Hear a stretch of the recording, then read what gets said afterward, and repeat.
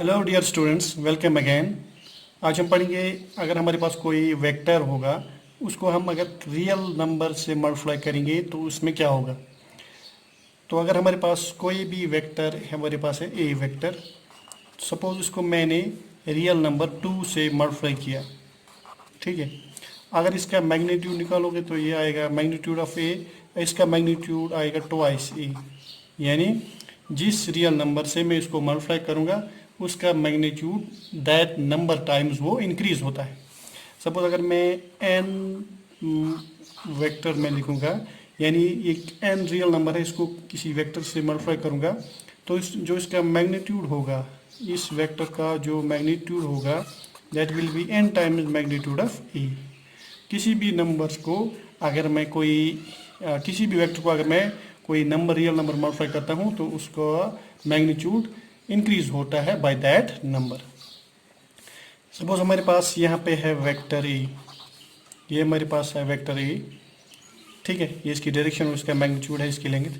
और मैं यहाँ पे इसको 2 मल्टीप्लाई करूँगा तो देखो डायरेक्शन चेंज नहीं होगी, लेकिन जो इसकी लेंथ है that will B double of the ए, तो ये हो गया 2a। तो मैग्नीट्यूड क्या हो रहा है, इंक्रीज हो रहा है ट्वाइस। अगर मैं किसी नेगेटिव नंबर से मल्टीप्लाई करूँगा, सपोज यहाँ पे मैं n जो है -2 है, इसको मल्टीप्लाई करूँगा ए, हमारे पास वेक्टर ए है, ठीक है।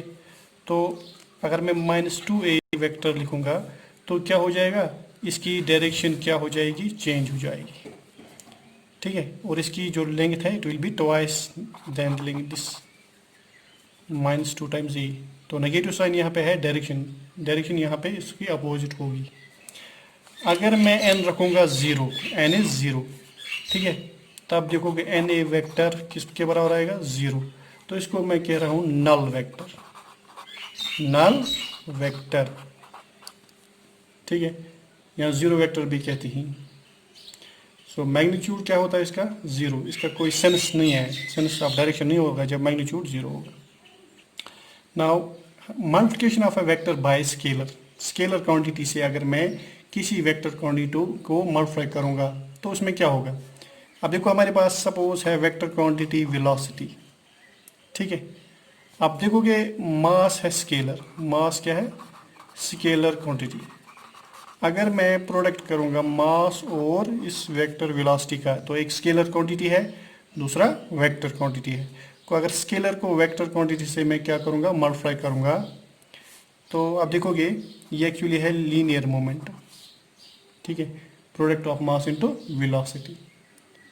तो अगर हम इसका मैग्नीट्यूड निकालेंगे, मोमेंटम का मैग्नीट्यूड निकालेंगे, सो हमें निकालना है इसका मैग्नीट्यूड। अब देखो ये स्केलर है तो ये आएगा mv, यानी अगर हमारे पास कोई वेक्टर है v, इसको हमने किसी स्केलर से मल्टीप्लाई किया, फिर उसका हमने मैग्नीट्यूड निकाला, तो उसका जो मैग्नीट्यूड है that will be increase by that scalar quantity. Is that clear, ठीक है। अब जो हमें यहाँ पे पहली क्वांटिटी, फिजिकल क्वांटिटी थी यहाँ पे वेलोसिटी, इसको मैंने स्केलर से मल्टीप्लाई किया तो मुझे आ गया लीनियर मोमेंटम। लीनियर मोमेंटम भी फिर न्यू फिजिकल क्वांटिटी है, यानी अगर हम प्रोडक्ट करेंगे स्केलर और वेक्टर क्वांटिटी को तो हमें आएगा न्यू वेक्टर क्वांटिटी, ठीक है। यहाँ पे लीनियर मोमेंटम वेक्टर है तो वहाँ पे आ रहा है नया, और उसका डायरेक्शन वही होगा जो वेक्टर क्वांटिटी यहाँ पे वेलोसिटी है उसी की डायरेक्शन होगी। ऐसे हमारे पास है, अगर हम मैं वेलोसिटी वेक्टर को टाइम जो स्केलर क्वांटिटी मल्टीप्लाई करूँगा तो ये किसके बराबर आएगा, डिस्प्लेसमेंट के बराबर। तो अगर मैंने स्केलर और वेक्टर को मल्टीप्लाई किया तो एक नई वेक्टर क्वांटिटी आ रही है यहाँ पे, ठीक है। तो आपने नोट किया, अगर किसी भी वेक्टर क्वांटिटी को कोई नंबर मल्टीप्लाई करूँगा तब एक क्या हो जाएगा, उस क्वांटिटी, उस स्केलर क्वांटिटी का magnitude by that number increase होता है। हाँ, अगर किसी वेक्टर क्वांटिटी को मल्टीप्लाई करूँगा स्केलर क्वांटिटी, तब नई वेक्टर क्वांटिटी हमें आती है, वेक्टर क्वांटिटी आती है हमें, और जो यूनिट्स होते हैं ना दैट विल बी डिफरेंट। अब देखो यहाँ पे वेलोसिटी है का यूनिट है मीटर पर सेकंड, इसका डिफरेंट होगा किलोग्राम मीटर पर सेकंड, ठीक है। तो नेक्स्ट हमें पढ़ना है एडिशन और सब्ट्रैक्शन ऑफ वेक्टर्स। अगर हमारे पास दो वेक्टर्स हैं, उनको हम क्या ऐड कर सकते हैं डायरेक्टली, ठीक है, यहाँ उनको सब्ट्रैक्ट कर सकते हैं। हम दो वेक्टर्स को ऐड कर सकते हैं। सपोज मेरे पास है दो वेक्टर्स ए और बी, इनको हम ऐड कर सकते हैं अगर ये कुलिनर वेक्टर्स होंगे, अगर ये कुलिनर वेक्टर्स हैं यानी जिनकी डायरेक्शन सेम होगी।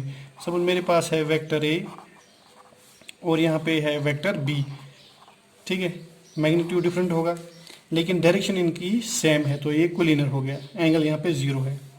अगर मैं इनको ऐड करूँगा ए वेक्टर प्लस बी वेक्टर को, आप देखोगे यहाँ पे एक और नई फिजिकल क्वांटिटी आएगी, वेक्टर क्वांटिटी आएगी, सपोज सी, लेकिन इसका मैग्नीट्यूड इन दोनों का इनके बराबर होगा, तो C will be A plus B, ठीक है। तो अगर हम दो वेक्टर्स को ऐड करते हैं तो हमें एक नया वेक्टर आता है। नया वेक्टर यानी फिजिकल क्वांटिटी डिफरेंट नहीं होगी, उसका मैग्नीट्यूड डिफरेंट होगा। अगर मैं यहाँ पे डिस्प्लेसमेंट की बात कर रहा हूँ, दो डिस्प्लेसमेंट को ऐड करूँगा तो डिस्प्लेसमेंट ही आएगी यहाँ पे, लेकिन उसका मैग्नीट्यूड डिफरेंट होगा। अब यहाँ पे C का मैग्नीट्यूड होगा magnitude of A plus magnitude of B।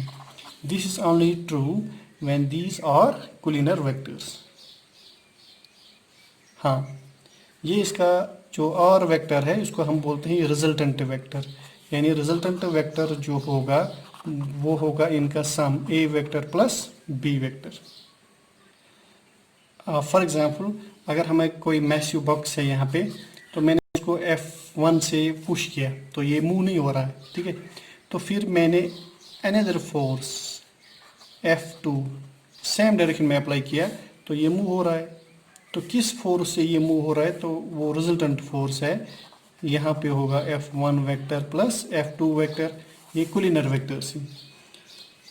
तो रिजल्टेंट दो वेक्टर्स का या तीन वेक्टर्स का एक सिंगल वेक्टर होगा जो सेम इफेक्ट प्रोड्यूस करेगा। यहाँ भी फोर्स और ये F1 और F2 both try to move the body, ठीक है। अगर हम इंडिविजुअली F1 अप्लाई करेंगे it will try to move this body, अगर इंडिविजुअली F2 करेंगे apply it will again try to move the body. when both are applied they move the body although they produces same effect. is that clear? हाँ, अगर हमारे पास अगर हम देखेंगे, अगर हमारे पास हो गए एंटी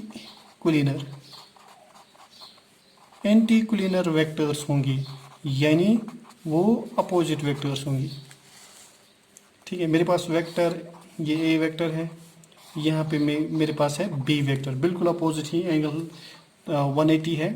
तो यहाँ पे जो रिजल्टेंट वेक्टर आएगा, इन दोनों का रिजल्टेंट वेक्टर आएगा सपोज, और that will be A vector minus B vector. यहाँ पे नेगेटिव है क्योंकि इसकी अपोजिट डायरेक्शन में है ये, अगर आप ऐड करोगे तो R will be A minus B.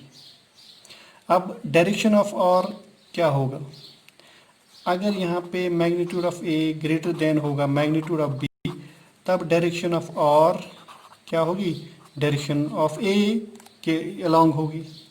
लेकिन अगर magnitude of A less than होगी मैग्नीट्यूड ऑफ बी, तब आर की डायरेक्शन अलोंग बी होगी। Is that clear? तो मैं बताऊंगा, फॉर एग्जांपल मेरे पास एक बॉक्स है, ठीक है, तो यहाँ से एक पर्सन पुश कर रहा है फोर्स F1, इसके अपोजिट में F2 कर रहा है पुश।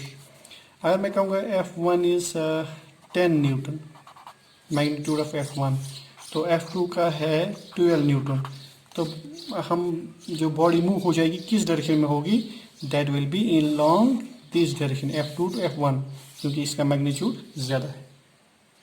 अब क्वेश्चन है, अगर हमारे पास दो वेक्टर्स हैं, सपोज हमारे पास है वेक्टर ए, दूसरा वेक्टर यहाँ से है वेक्टर बी, इनके दरमियान एंगल होगी एंगल थीटा।